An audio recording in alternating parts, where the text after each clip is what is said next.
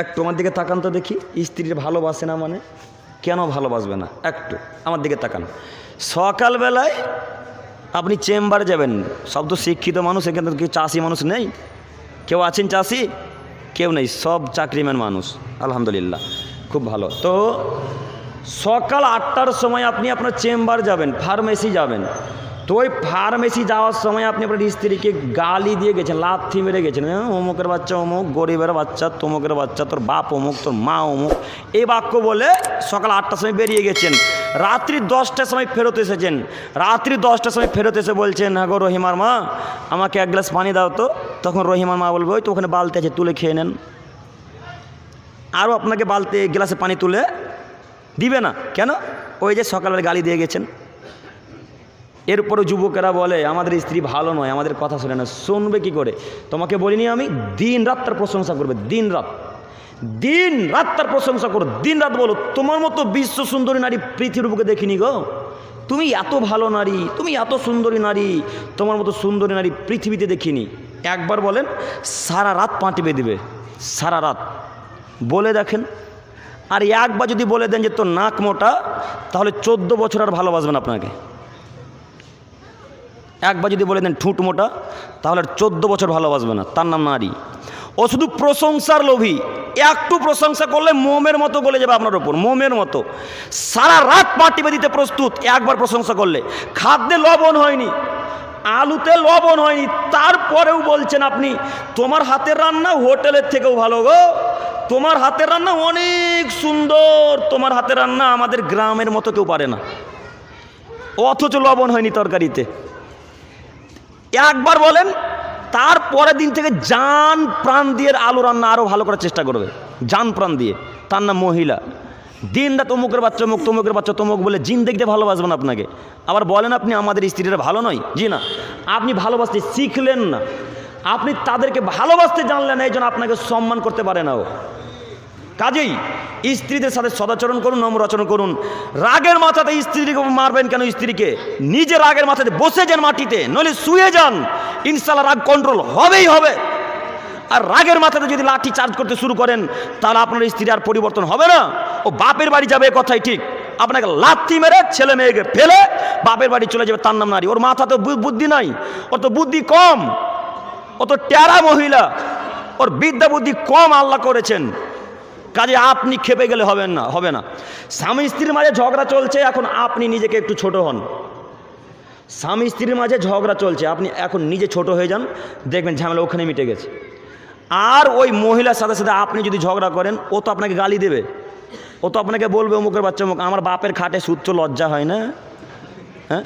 আর ছেলেরাও তো বোকা, শ্বশুরের কাছ থেকে খাট নিয়েছে, ওদের মাথাতে তো মগজ নাই, সবই গোবর ভরা আছে। হ্যাঁ, ও বলবে আমার বাপের শোকেসের আয়না দেখছে, আয়নাতে মুখ দেখছে, লজ্জা লাগে না? ও তো বলবে, এটাই তো স্বাভাবিক। ওর বাপের 1 লাখ টাকা খরচ করে আয়না, খাট, শোকেস, আলমারি সব তোমাকে দিয়েছে, তোর তো অহংকার থাকবেই। যে কথা বুঝতে পারেন না? তো তোমাদের বাপ বেটার লজ্জা আছে? হ্যাঁ, তোমাদের বাপ বেটার কি লজ্জা আছে? বাপ বেটার শ্বশুরের কাছ থেকে ফার্নিচার নিতে হবে? ছি, লজ্জা হয় না? জঙ্গি পুটিয়েছেন পাশে এই যে তোমাদের, হ্যাঁ, তোমাদের জঙ্গি পুটিয়েছেন পাশে, যে ভিক্ষা করতে পারো না বাপ বেটা, ওখানে বাপ বেটা ভিক্ষা করতে পারো না? বাপ বেটা ওখানে ভিক্ষা করবা। আর আব্দুল করিম সাহেব, জঙ্গিপুরের লোক আমাকে চিনে নিবে যে ভিক্ষা করলে, তো শিয়ালদা চলে যাবা, বাপ বেটা শিয়ালদা স্টেশনে চলে যাবা। শিয়ালদা স্টেশনে গিয়ে ভিক্ষা করে করে করে করে করে করে করে করে যেদিন 1 লাখ টাকা হবে, সেদিন বাপ বেটা ফেরত আসবে, যে বাপ বেটা নিজে বেটার বিহা দিও। বেটা বাপের মেয়ের বাপের কাছ থেকে ফার্নিচার নিতে হবে মানে, মেয়ের বাপের কাছ থেকে পণ নিতে হবে মানে, এরই নাম অত্যাচার, এরই নাম অত্যাচার। সেদিন কিয়ামতের মাঠে ফার্নিচার নাকি বুঝে দিতে হবে, সেদিন কিয়ামতের মাঠে ফার্নিচার নাকি বুঝে দিতে হবে, সেদিন কিয়ামতের মাঠে ফার্নিচার নাকি, খাটের নাকি, আন্নার নাকি, শোকেসে নাকি বুঝে দিতে হবে। তার নাম কিয়ামতের মাঠ। ক্ষমতা চিরদিন টিকে না। যুবক তুমি মনে রাখো, তোমরা যে এখন পর্যন্ত বিবাহ করনি, তোমাদেরকে বলতে চাইছি, শোনো, তোমার আব্বুকে বলো, আব্বু ভাগ্য নিয়ে পৃথিবীর বুকে এসেছি, আব্বু ভাগ্য ছাড়া পৃথিবীর বুকে আসিনি। কাজেই শ্বশুরের কাছ থেকে 50,000 টাকা পণ নিতে হবে, এই নীতি আমার অন্তরে নেই। আব্বু শুনুন, আমি শ্বশুরের কাছ থেকে 50,000 টাকা নেব না, আমি শ্বশুরের কাছ থেকে ফার্নিচার নেব না, আমি শ্বশুরের কাছ থেকে ওই আপনার আন্না শোকেস নেব না। আচ্ছা, আর একটা কথা মনে এলো, মাও বলছে গো ওর স্বামীকে বলছে, হ্যাঁ গো বউ তো দেখতে যাচ্ছে, তো দেখিও আগে কানের সোনা আর আছে কি না। হ্যাঁ, আচ্ছা বলেন তো দেখি, ওই মেয়েটার সোনার কানের থাকুক আর সিটি গোল্ডের থাকুক, তো ওর মার কি হলো? ওর মা একদিন পড়তে পাবে? যে ওর মা একদিন পড়তে পাবে গো? তো মাও যে বলছে গো যে আগে সোনার কানের আছে কিনা দেখবে, তারপরে বিবাহ দেবে। বলেন নীতি পরিবর্তন হয় না কেন? কতদিন চলবে এরকম অহংকার? কতদিন চলবে এরকম অত্যাচার? জনগণকে আমরা বলতে চাইছি, কাল সকাল হতে শ্বশুরকে ফার্নিচারের টাকা ফেরত দিতে হবে ইনশাল্লাহ, ইনশাল্লাহ। যুবক তুমি মনে রেখো, কিয়ামতের মাঠে যদি নেকি না দিতে চাও, কিয়ামতের মাঠে যদি নেকি বুঝিয়ে দিতে না চাও, তাহলে কাল সকাল হতে ফার্নিচারের টাকা যত নিয়েছো, ওই বিবাহের দিন খানার গরু কাটার জন্য যত টাকা নিয়েছিল সব টাকা শ্বশুরকে কাল সকাল হতে ফেরত দিতে হবে, নইলে কিয়ামতের মাঠে তুমি নেকি দিয়ে বুঝিয়ে দিও। যুবক তুমি বুঝতে পারোনি কিয়ামতের মাঠ কাকে বলে। সম্মানিত মা বোন, আপনাকে আমি বলতে চাইছি, একটু আমার দিকে তাকান। যেই মেয়েটার উপর অত্যাচার করে বলছেন যে স্বর্ণকার যদি সোনা যদি না থাকে, কানের যদি না থাকে তো বিবাহ হবে না, আবার ছেলেকে বলছে কেটিএম না হলে বিবাহ করবি না বেটা, কেটিএম নিবি। এখন বাপের চায়ের দোকান আছে মহিলাটার, বলেন এখন কেটিএম দিবে কিভাবে? কিংবা রাজমিস্ত্রির কাজ করে, ঘাটে খাই সংসার চলে, এখন বলুন সে কিভাবে কেটিএম দিবে? আচ্ছা এই যুবক শোনো, তোমাকে যে তোমার মা এইভাবে উপদেশ দিয়েছে যে কেটিএম নাহলে বিবাহ করবি না, আর নাহলে তোর বউকে বাপের বাড়ি পাঠিয়ে দে, কাল সকাল হতে কেটিএম চলে আসবে। তো আচ্ছা বলো তো যুবক, তোমার বোনকে আর একটা ছেলে বিবাহ করে নিয়ে গেছে রামপুরহাটের, একটু আমার দিকে তাকাও। তোমার বোনের বিবাহ হয়েছে রামপুরহাটে, তোমার দুলাভাই যদি তোমার বোনকে লাথি মেরে বাড়ি থেকে তাড়িয়ে দিয়ে বলে যা তোর বাপের কাছ থেকে 4 চাকা নিয়ে আই, এখন কি করবে তুমি? কথা বুঝতে পারেননি? তুমি তোমার স্ত্রীকে কেটিএমের জন্য লাথি মেরে তাড়িয়ে দিলে, তোমার দুলাভাই যদি তোমার নিজের দিদিকে, তোমার বোনকে রামপুরহাট থেকে লাথি মেরে বাড়ি থেকে তাড়িয়ে দিয়ে বলে যা এখন 4 চাকা নিয়ে আই, তখন তুমি কি করবে বলো? শ্বশুরের টাকা সব কি লাড়তে মজা লাগে, নিজের বাপের টাকা যাতে এত বাধা কেন, এত কষ্ট কেন? কথা বুঝতে পারেন নাকি আমার? কাল সকাল হতে দিন সালা টাকা ফেরত যাবে ইনশাল্লাহ, ইনশাল্লাহ। ইনশাল্লাহ বলবে না গৌরা, ও বলছে টাকা তো ফেরত দিতে পারবো না। 2 লাখ টাকা নিয়েছে, এখন দিতে তো গায়ে বাঁধবে। হ্যাঁ, যে 2 লাখ টাকা নিয়েছি ব্যাটার জন্য, এখন টাকা তো দেওয়া যাবে না, নেকি দিয়ে দিও যুবক। তোমার বাপেও, তোমার বাপকেও নেকি দিতে হবে, তোমাকেও নেকি দিতে হবে, তার নাম কিয়ামতের মাঠ। আল্লাহ তুমি আমাদের সকলকে বোঝার তৌফিক দান করো, সকলে বলুন আল্লাহুম্মা আমিন।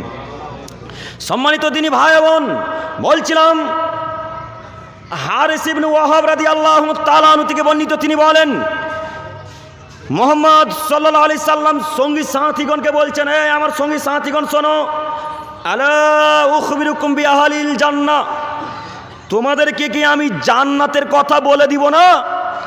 যেই কাজকর্ম করলে তোমরা জান্নাতে চলে যাবে। তখন সঙ্গী সাথীগণ বলছেন, জি হ্যাঁ আল্লাহ নবী বলেন, আমরা তো এরকম কথা শোনার জন্যই আপনার কাছে বসে আছি। আর সাহাবীদের একটা নীতি ছিল, আল্লাহ রাসূল যেমনই কোনো কথা বলবে তারা সঙ্গে সঙ্গে মুখস্থ করে নেবে, জনগণকে বলবে তারা নেকির উদ্দেশ্যে। সাহাবীদের এটা একটা খুব নীতি ভালো ছিল যে আল্লাহ রাসূলের মুখের দিকে তাকিয়ে থাকতেন সদা সর্বদাই। যখনই আল্লাহ নবী কোনো বাক্য বলবে তখনই আমরা মুখস্থ করে নেব এবং জনগণকে বলে দেব।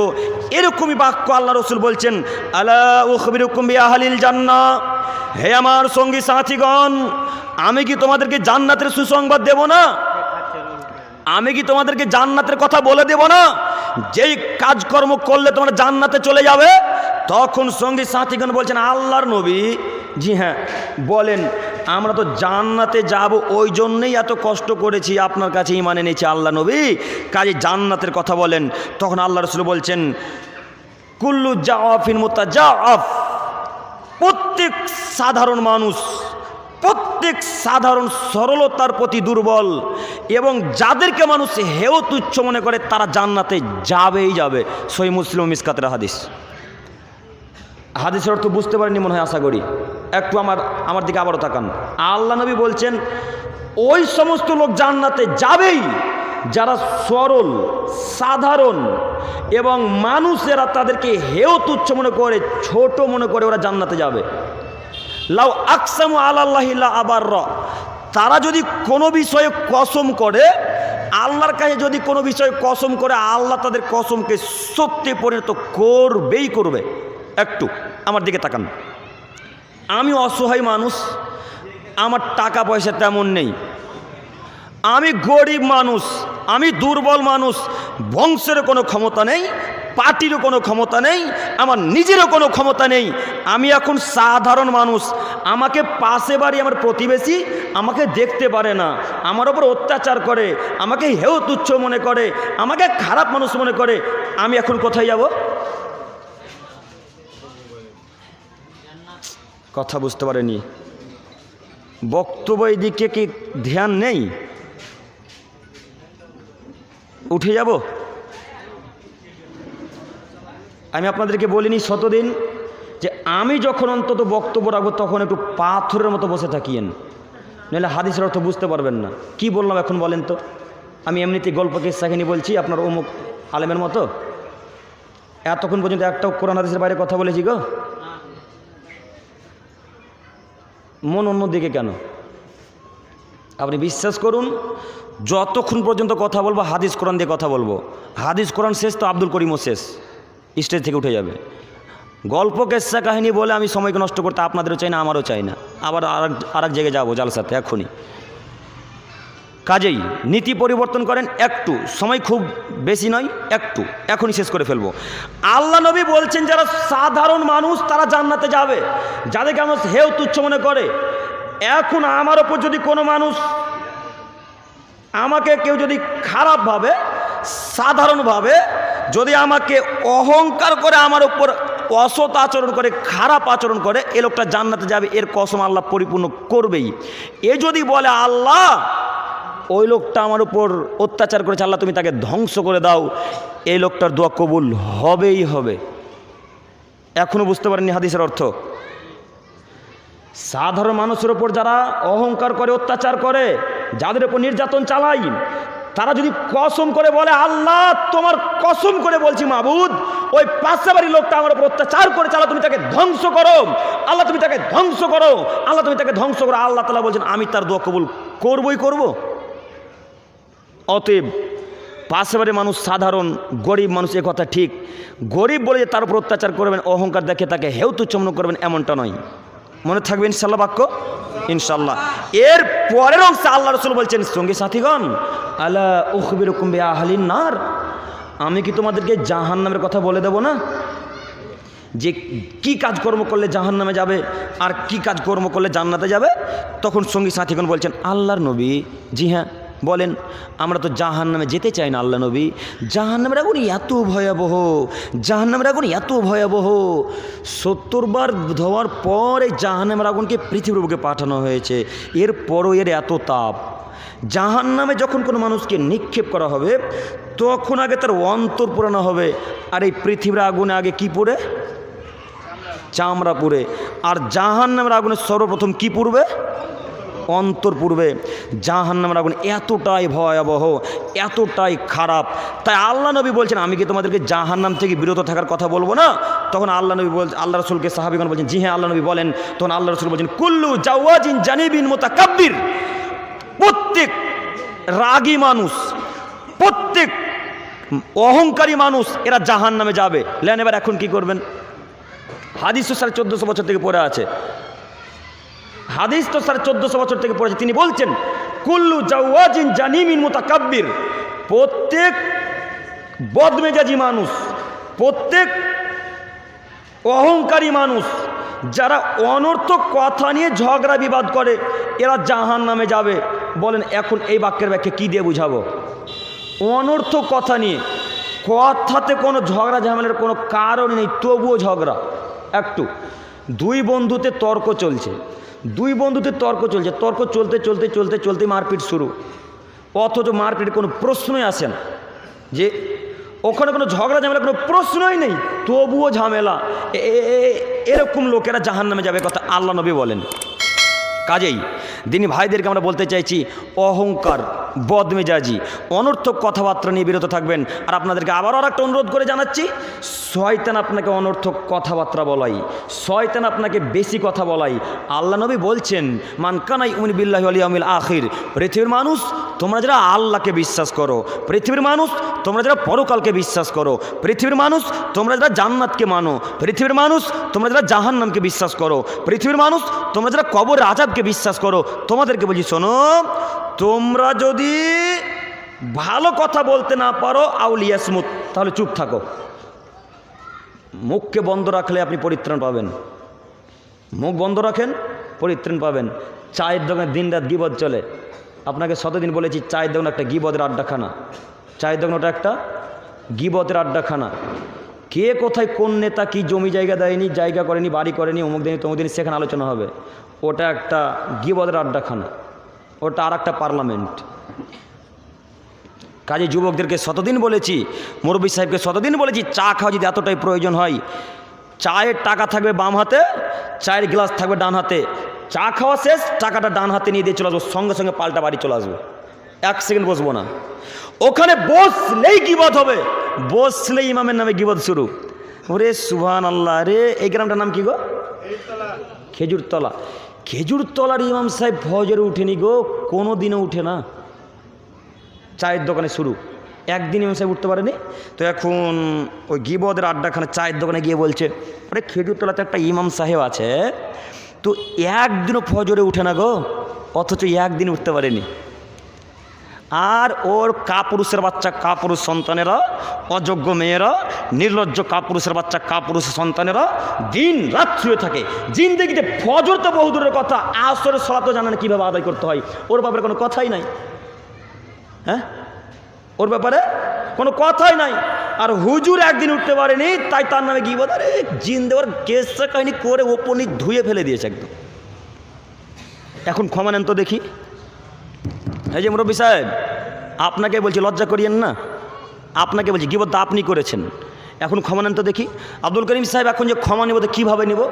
এখন ইমাম সাহেবের হাত ধরতে হবে। ইমাম সাহেব, চায়ের দোকানে কালকে গীবত করেছিলাম, আপনার ক্ষমা করেন। ইমাম সাহেব, কালকে আপনার চায়ের দোকানে গীবত করেছিলাম, ক্ষমা করেন। বলতেও পারবেন না, ক্ষমাও হবে না। হ্যাঁ, এখন এই পাপ ক্ষমাও চাইতে পারবেন না, আর ক্ষমাও হবে না। আল্লাহ এই পাপ ক্ষমাও করবে না। কেন? পাপ কয় ভাগে বিভক্ত? 2 ভাগে। 1 কত? আল্লাহর সাথে জড়িত পাপ। 2 মানুষের সাথে জড়িত পাপ। আল্লাহর সাথে জড়িত পাপ যখন খুশি ক্ষমা হয়, যখন খুশি। আর মানুষের সাথে জড়িত পাপ কখনো ক্ষমা হয় না যতক্ষণ ওই মানুষ না ক্ষমা করবে। কাজেই ইমামের দুর্নাম করিয়েন না। ইমাম না হলে কোরবানি হয় না আপনার, হ্যাঁ, ইমাম সাহেব না হলে বিবাহ হয় না, ইমাম সাহেব না হলে আপনার ওই জানাজার সলাত হয় না, ইমাম সাহেব না হলে আপনার আকিকা হয় না। আকিকা করতে নাকি এখন ইমাম সাহেব লাগে, ওই দোয়াটুকু মুখস্থ নেই, তারপরেও তার দুর্নাম চলে। জি, তারপরেও তার দুর্নাম চলে। আপনাকে শতদিন বলেছি, ইমাম মানে নেতা, ইমাম মানে নেতা। ও একটা সম্মানিত মানুষ, ও একটা জ্ঞানী মানুষ, ও একটা শিক্ষিত মানুষ।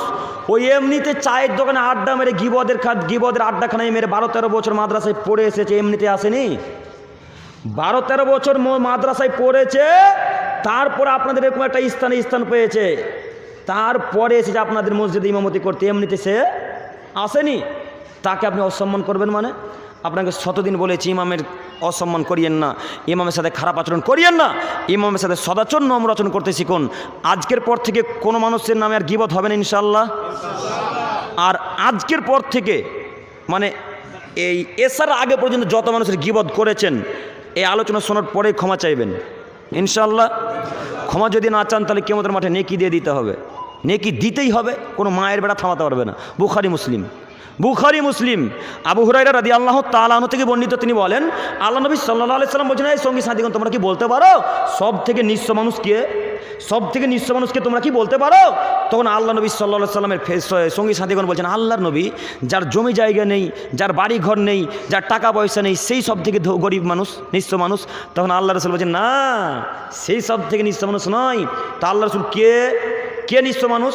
তখন আল্লাহ রসুল বলছেন, ও শোনো শোনো শোনো, কিয়ামতের মাঠে যে ব্যক্তি অনেক সলাতে নেকি নিয়ে উপস্থিত হবে, অনেক সিয়ামে নেকি নিয়ে উপস্থিত হবে, অনেক জাকাতে নেকি নিয়ে উপস্থিত হবে, অনেক সাদকা নেকি নিয়ে উপস্থিত হবে, অপরদিকে উপস্থিত হবে গীবতের পাপ নিয়ে, অপরদিকে উপস্থিত হবে অহংকারের পাপ নিয়ে, অপরদিকে উপস্থিত হবে মায়ের সাথে অসৎ আচরণের পাপ নিয়ে, অপরদিকে উপস্থিত হবে ফকিরের সাথে অসৎ আচরণ করার পাপ নিয়ে। এরকম পাপ করতে করতে করতে করতে করতে করতে অনেক পাপ সিরিয়ালে লাইন ধরা পড়বে, সিরিয়ালে চলে আসবে। তখন নেকি কেটে কেটে এই পাপের ভাগ দেওয়া হবে। মানে যার উপর আপনি গীবত করেছিলেন, ইমামের নামে যার দুর্নাম করেছেন, ওকে সলাতে নেকি থেকে কেটে দিয়ে দেওয়া হবে। যদি 10 টাকার গুনাহ করেন, যদি 10 টাকার অত্যাচার করেন, যদি 10 টাকার গীবত করেন, 10 টাকার নেকি আপনাকে ইমাম সাহেবকে দিয়ে দিতে হবে। এইভাবে গালি দেওয়ার পাপ শেষ, এরপরে অত্যাচারের পাপ শেষ, এরপরে গীবতের পাপ শেষ, এরপরে মায়ের সাথে অসৎ আচরণের পাপ শেষ, এরপরে ফকিরের সাথে অসৎ আচরণের পাপ শেষ। এইভাবে পাপ আস্তে আস্তে আস্তে আস্তে আস্তে আস্তে আস্তে আস্তে যত নেকি ছিল সব নেকি শেষ হয়ে গেছে। এখন পাপ কিন্তু আরও বাকি পড়ে আছে। একটু বুঝিয়েন, নেকি ছিল অনেক, নেকি শেষ, এখন বাকি আছে কি? পাপ। তো আব্দুল করিম সাহেব, যে লোকটা নেকি ছিল তো সব নেকি দিয়ে দিল, এখন তো অত্যাচারের পাপ আর নেকি তো দিতে পারবে না, ওর কাছে তার নেকি নেই, তো কী দিয়ে বুঝাবে? এখন যার নামে দুর্নাম করেছেন, তার যদি কোনো পাপ থাকে, তার পাপ আপনার ঘাড়ে চাপিয়ে দেওয়া হবে। বুঝতে পারেননি? আমার দুর্নাম করেছেন, আমার সাথে অসৎ আচরণ করেছেন, আমার যদি কোনো পাপ থাকে, আমার পাপ আপনার ঘরে চাপিয়ে দেওয়া হবে, এরপর আপনাকে জাহান্নামে নিক্ষেপ করা হবে। বুখারী মুসলিম হাদিস, বুখারী মুসলিম। কাজে দিনী ভাই বোনদেরকে আমরা বলতে চাইছি, নীতি পরিবর্তন করেন, অহংকার করে চলাচল করিয়েন না। কাজেই আল্লাহ যেন আমাদের সকলকে বোঝার তৌফিক দান করেন। সকলে বলুন আল্লাহুম্মা আমিন। সম্মানিত উপস্থিতি, এর পরের হাদিস আব্দুল্লাহ ইবনে উমর রাদিয়াল্লাহু তাআলা আনহু থেকে বর্ণিত। তিনি বলেন, রাসূল সাল্লাল্লাহু আলাইহি সাল্লাম বলেছেন, আমি আল্লাহ রাসূল সাল্লাল্লাহু আলাইহি সাল্লামকে জিজ্ঞাসা করলাম, আইয়ুন নাসি আফজাল, আল্লাহর নবী সব থেকে উত্তম মানুষকে, সব থেকে ভালো মানুষ কে গো আল্লাহ নবী, একটু বুঝিয়ে বলেন। তখন আল্লাহ নবী সাল্লাল্লাহু আলাইহি সাল্লাম বললেন, যার অন্তরে পাপ নেই, যার অন্তরে হিংসা নেই, যে মানুষের সাথে অসৎ আচরণ করে না, সেই সব থেকে ভালো মানুষ। ও সদুকিল লিসান, এবং যে সদা সর্বদাই সত্য কথা বলে, সেই পৃথিবীর মধ্যে সব থেকে ভালো মানুষ। এ বাক্য আল্লাহ নবী বললেন। এই বাক্য যেমনই বলা, আল্লাহ রসুলের ফেরেশতা, আল্লাহ রসুলের সঙ্গী সাথীগণ বলছেন, আল্লাহ নবী ফামা সদুকুল লিসান, আমরা নারী পুহু সদুকুল লিসান অর্থাৎ সত্য ভাষিত বুঝতে পারলাম, কিন্তু পাপ নেই এই কথা বুঝতে পারলাম না। এমন পৃথিবীতে কোনো কি মানুষ আছে যার পাপ নেই? যে পৃথিবীতে এমন কি কোনো মানুষ আছে যে পাপ করে না? আল্লাহ রসুল বুঝতে পারলাম এই বাক্যের অর্থ কি। আল্লাহ রসুল প্রায় মানুষই তো পাপ করে, এই বাক্যটা একটু বুঝিয়ে বলেন। তখন আল্লাহ নবী বলছেন, শোনো, লা ইসমা ফিহি, যে পাপ করে ঠিকই, কিন্তু সঙ্গে সঙ্গে আবার আল্লাহর কাছে ক্ষমা ভিক্ষা চাই। পাপ করেছি, একটা মহিলা দিকে চোখ পড়েছে, আল্লাহ মহিলা দিকে চোখ পড়ে গেছে, মাবু তুমি আমাকে ক্ষমা করো। আল্লাহ মহিলা দিকে চোখ পড়ে গেছে, তুমি আমাকে ক্ষমা করো। সঙ্গে সঙ্গে আল্লাহর কাছে যে ক্ষমা ভিক্ষা চাইলো, ওই সব থেকে ভালো মানুষ। বুঝতে পারেননি এখনো? পাপ হয়েছে কথা ঠিক, কিন্তু সঙ্গে সঙ্গে আমি আবার বাক্য ফেরত নিলাম আল্লাহর কাছ থেকে, আল্লাহ ভুল করেছি, তুমি আমাকে ক্ষমা করো। কাজেই দিনী ভাই ও বোনদেরকে আমরা বলতে চাইছি, সময় বলেন, দিনী ভাই ও বোনদেরকে আমরা বলতে চাইছি, পাপ যদি হয়ে যায় আল্লাহ তাআলার কাছে ক্ষমা ভিক্ষা চান, ইনশাআল্লাহ পাপ ক্ষমা হবেই। সম্মানিত উপস্থিতি, সময় অতীব কম, শেষের অংশে চলে এলাম। আল্লাহ রাসূল বলছেন, ওই ব্যক্তি সব থেকে ভালো যে অহংকার করে না, যে হিংসা করে না, ওই ব্যক্তি সব থেকে ভালো। কাজেই দিনী ভাইদেরকে আমরা বলতে চাইছি, অহংকার করিয়েন না। অহংকার করে চলে কেউ পরকালে লাভবান হতে পারেনি, কেউ পারবেও না। অহংকার করে চলে কেউ লাভবান হতে পারেনি, কেউ পারবেও না। অতএব দিনী ভাই বোনদেরকে আমরা বলতে চাইছি, যে কোনো মূল্যে অহংকারী কথাবার্তা ত্যাগ করুন, অহংকারী কাজকর্ম করা ত্যাগ করুন। আজকের আলোচনার শেষ হাদিস, আজকের আলোচনার শেষ হাদিস, একটু আমার দিকে তাকান। রাসূল সাল্লাল্লাহু আলাইহি সাল্লাম বলেন, রাসূল সাল্লাল্লাহু আলাইহি সাল্লাম বলেন, সালাসাতুন লা ইউকাল্লিমুহুমুল্লাহু ইয়াওমাল কিয়ামা, 3 শ্রেণীর মানুষের সাথে আল্লাহ তাআলা কথা বলবেন না। একটু খুব গুরুত্বপূর্ণ কথা এখানে আমরা শেষ করে দেব। 3 শ্রেণীর মানুষের সাথে আল্লাহ কিয়ামতের মাঠে কথা বলবেন না। ওয়ালা ইউযাক্কিহিম, তাদেরকে আল্লাহ পবিত্র করবেন না। ওয়ালা ইয়ানদুরু ইলাইহিম, তাদের দিকে আল্লাহ তাআলা তাকাবেন না। ওয়ালাহুম আযাবুন আলীম, তাদের জন্য রয়েছে কঠিন যন্ত্রণাদায়ক শাস্তি। তার 1 শ্রেণীর মানুষ আল মুসবিল, যারা লুঙ্গি প্যান্ট পায়জামা অহংকার করে টাকুর নিচে পড়ে, তাদের সাথে আল্লাহ তাআলা কিয়ামতের মাঠে কথা বলবেন না। লেন এবার এখন কি করবেন? 1999টা মানুষেরই তো প্যান্ট পায়জামা টাকুর নিচে আছে। হাদিস তো বুখারী মুসলিম। আল্লাহ নবী বলছেন 3 শ্রেণীর মানুষের সাথে আল্লাহ কিয়ামতের মাঠে কথা বলবেন না। তার 1 শ্রেণীর মানুষ যাদের লুঙ্গি প্যান্ট পায়জামা টাকুর নিচে থাকে। অতএব আপনি শিক্ষিত মানুষ, আপনি মাস্টার মানুষ, আপনি শিক্ষক মানুষ, প্যান্ট আপনার টাকুর নিচে থাকা উচিত নয়। আপনি আমার দিনী ভাই, আমি আপনার দিনী ভাই, আমি আপনার ছেলের মতো, আমি আপনার ভাইয়ের মতো, কাজে আপনি আমার উপদেশ গ্রহণ করেন। আমার উপদেশ গ্রহণ করতে হবে না, আল্লাহ রসুলের বাক্যকে মেনে নেন। আল্লাহ নবী বলছেন যারা লুঙ্গি প্যান্ট পায়জামা টাকুর নিচে পড়ে, তাদের সাথে কিয়ামতের মাঠে আল্লাহ কথা বলবেন না। কাজেই শিক্ষিত মানুষ সকলেই আপনারা এই উপদেশ গ্রহণ করেন। আল্লাহ আমাদেরকে সকলকেই যেন এই মোতাবেক আমল করার তৌফিক দান করেন। সকলে বলুন আল্লাহুম্মা আমিন। পরিশেষে দোয়া করি, হে প্রভু দয়াময়, আমরা যারা এতক্ষণ পর্যন্ত আলোচনা শুনলাম, অহংকার সম্পর্কে আমরা আলোচনা শুনলাম, আল্লাহ আমরা যেন সকলেই অহংকার থেকে বিরত থাকতে পারি, তার তুমি তৌফিক দান করো। সকলে বলুন আল্লাহুম্মা আমিন। পরিশেষে দোয়া করি, হে প্রভু দয়াময়, আমরা যেন কোনো গরিব দুঃখী মানুষকে যেন অহংকার না দেখাই, কোনো মানুষকে যেন আমরা অহংকার না দেখাই, আল্লাহ তুমি তার তৌফিক দান করো। সকলে বলুন আল্লাহুম্মা আমিন।